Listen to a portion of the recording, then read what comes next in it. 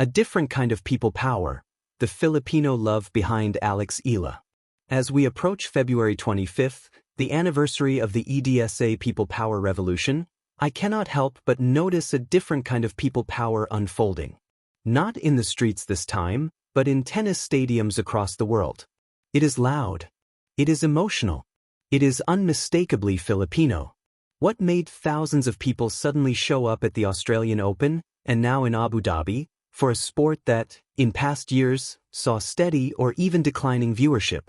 As we entered 2026, the Australian Open was caught visibly unprepared. Long lines, added security, and crowd control measures were needed for at least one phenomenon.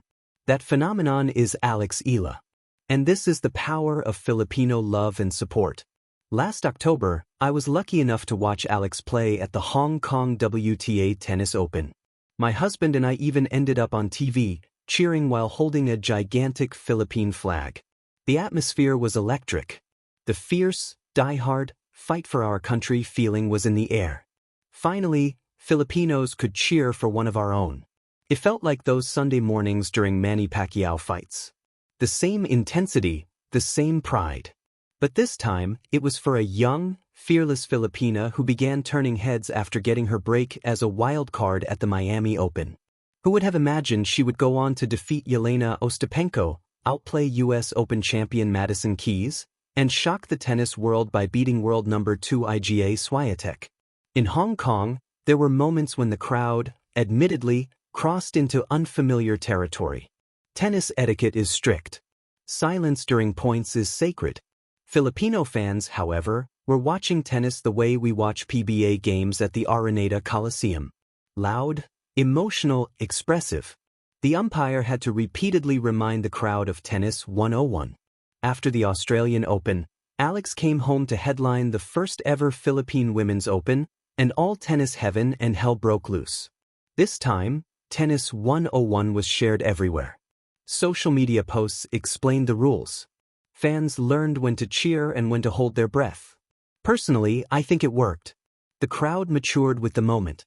From that point on, every platform followed Alex. Every match, every opponent, every tournament, even her TikTok dances. Even Novak Djokovic himself described the massive, record-breaking crowds following Alex as a good problem to have for tennis. For me, there is no sport that better represents power, intelligence, and resilience than tennis. It is solitary, strategic, and mentally unforgiving. Watching Alex navigate that stage while carrying the emotional weight of an entire nation is something else entirely. So what is the lesson here? In this day and age, the most powerful marketing is not hype or spend. It is a story that touches the core emotion of love and loyalty. A story that inspires hope. A story rooted in a very real underdog you can call your own. It is funny what Alex did for the country. In a time when negativity dominates headlines, she gave us something joyful to follow. Something to look forward to.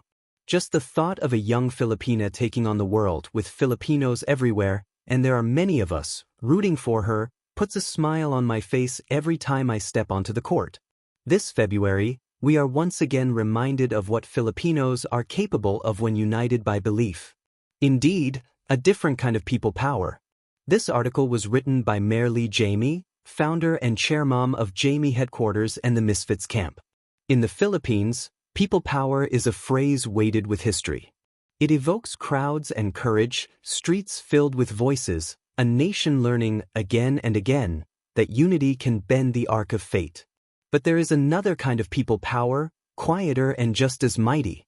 It doesn't gather in plazas or raise fists to the sky. It gathers in living rooms at dawn, in sari-sari stores with flickering televisions, in comment sections glowing long after midnight. It gathers around a tennis court thousands of miles away, and it carries a young woman forward, point by point. This is the people power behind Eala. Eala does not walk alone when she steps onto the court. She walks with a country tucked into her racket bag, grandparents who remember borrowed radios and black and white broadcasts, parents who measure sacrifice in school fees and early mornings, children who swing imaginary forehands in narrow alleys, and overseas workers who pause their lives between shifts to watch a Filipina chase yellow balls across foreign hard courts. The Philippines shows up for her, not as a slogan, but as a feeling. Filipino love is not loud in the way stadium chants are loud. It is persistent. It waits. It trusts. It has learned patience from traffic and typhoons, from the long wait for remittances, from history itself. When Alex trains abroad, the love does not waver. It stretches across time zones and oceans. It adapts. It becomes messages typed on cracked screens, prayers whispered during rain delays, and screenshots saved like keepsakes after a good win. What makes this love different is its generosity. Eala carries no illusion of entitlement from her people. Instead, she carries expectations shaped like hope. The Philippines doesn't ask her to be perfect. It asks her to be brave, to compete honestly, to keep going. In a sporting culture dominated by basketball and boxing, tennis once felt like a distant language. Alex learned it fluently, but she speaks it with a Filipino accent, resilient, warm, unafraid of the grind. Every match she plays becomes a mirror. When she fights through long rallies, Filipinos see themselves, resourceful, stubborn, refusing to yield even when outgunned. When she loses, the love does not withdraw, it reorganizes. It becomes encouragement instead of applause. Next time, the nation says, "We're still here." That constancy matters. Tennis can be lonely. The applause is polite, the venue's anonymous. But Alex carries a crowd that does not need tickets. They know her story not because it was marketed, but because it feels familiar. A young person leaves home early, chases a dream far away, learns to live between cultures, and tries to honor where she came from without being trapped by it. That is the Filipino story, written in countless variations across continents. There is a quiet pride in how Alex carries herself. She does not perform nationalism, she embodies it. The flag appears without theatrics, stitched into the way she thanks ball kids, the way she speaks after losses, the way she credits coaches and family before herself. In return, Filipinos claim her not as a possession, but as a reflection. She's one of ours, they say, not to own her success, but to recognize a shared heartbeat. This love shows up in small, human ways. A tricycle driver remembers her name. A teacher pauses class to mention her latest result. A cafe changes the channel. None of these moments are dramatic, but together they form a net that catches a player when momentum dips. People power, after all, is not only about the surge, it's about the hold. The beauty of this relationship is its reciprocity.